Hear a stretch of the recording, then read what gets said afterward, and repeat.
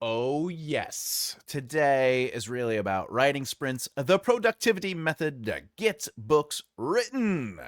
Because the important thing to know is that a writing sprint doesn't require you to put on shoes and run outside, though you could. I'd recommend not doing that, as it might not allow you to get your word count in. Anyway, and the word count is key to getting a novel written. After all, you needs a few hundred words. A few hundred words to have a narrative. 1,000 words, maybe 10,000 words. Books have a lot of words in it, is all I'm saying. See, you have to start writing somewhere, sometime, at some point. But writing is a struggle for newer and experienced authors alike. I know I can deal with it. And to get you around that limitation, we must find solutions. Otherwise, we end up starting and staring at a blank screen for hours. Or worse, we scroll through social media. Don't get me wrong, a good cat video can really be worth it. But the goal really is to find ways to get the words out of your head. So today I want to talk about writing sprints as one of the many ways to stay productive and write. Before I keep this productive lesson going and being productive, remember to subscribe and hit the bell icon so you don't miss out. Also, every Saturday and Sunday, I do a 2 p.m. live where you can ask questions. I also do real-time examples, and we have a lot of fun. With that, what is a writing sprint? A dedicated focused block of time specifically for napping. Writing, usually, if not always. You want no distractions. But sometimes the cat won't get off your damn keyboard. Not that I have to deal with that. Too.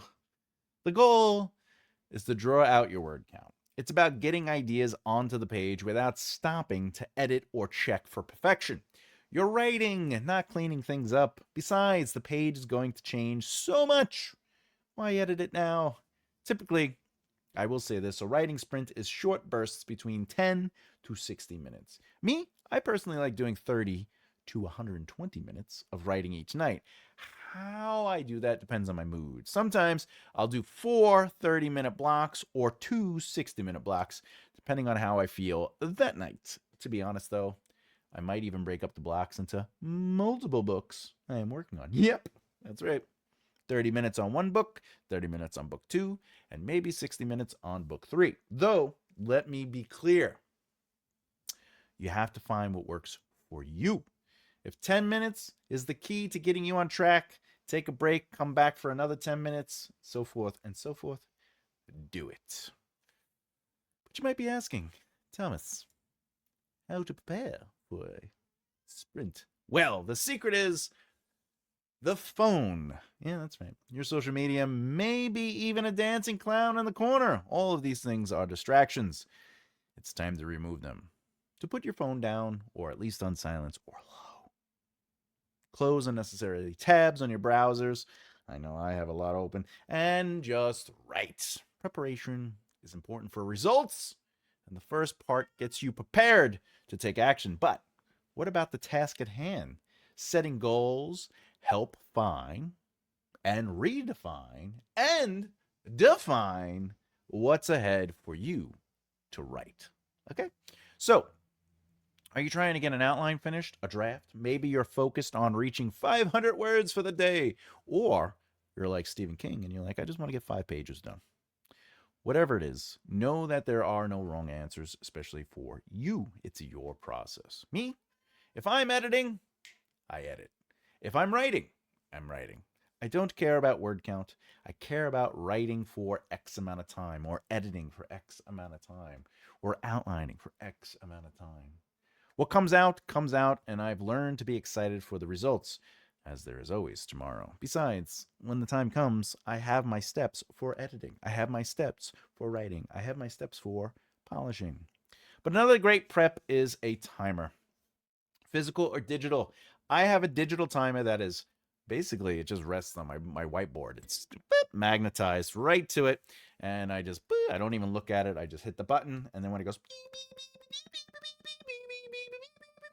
I stop. and I move on. But what happens after the sprint, Thomas? Well, that's a great question.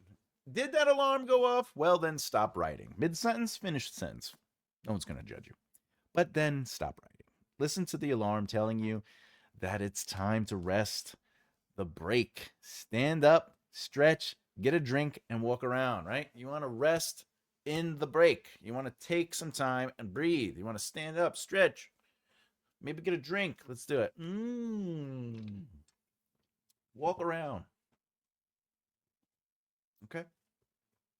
There's no harm in a 5 to 15-minute break to let your brain process what you wrote and to get a second wind from the pages. This prevents burnouts. Sure, I get it.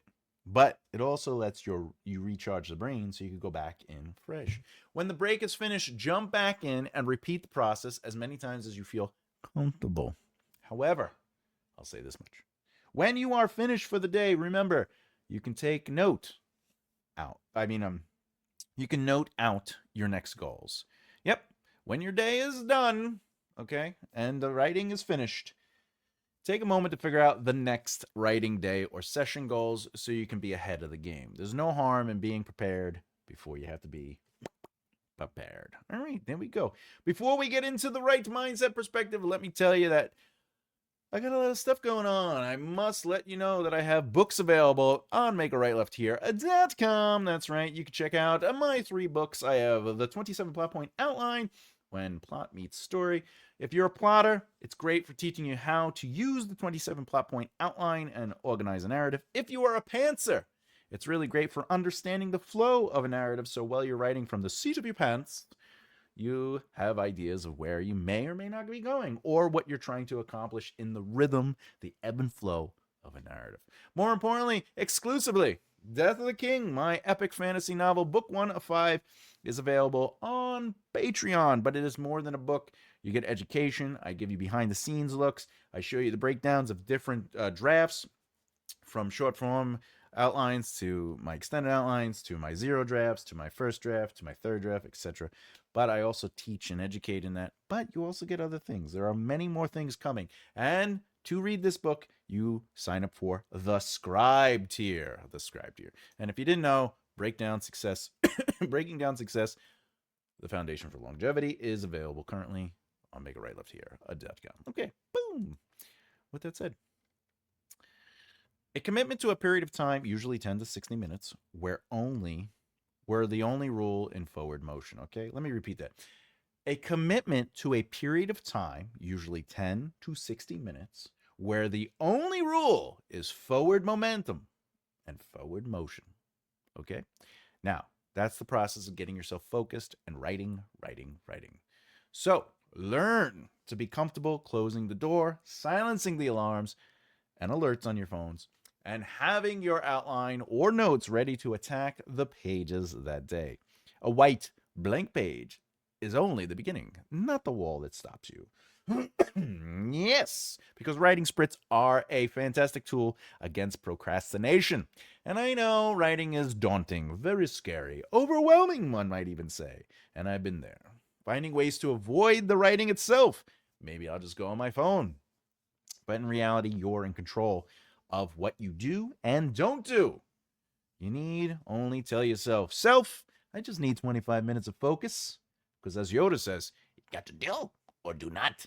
There is no try. It's a terrible Yoda. But we become the change we desire if we put effort in.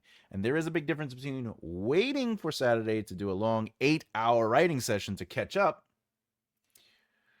to your word count or the short defined time period that reminds you that it's not about how much you write, but it's that you write consistently. Look, you're not committed to writing a full book. You're not committed to finishing the book. You're committed to a brief, achievable burst of work. A little day becomes a lot in a year, and that's the reality of it. Because think about it. Let's do the math.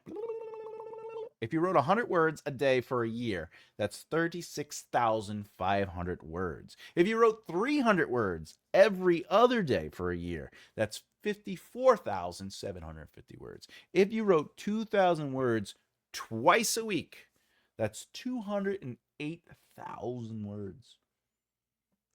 Words add up. A little a day, every other day, or even twice a week.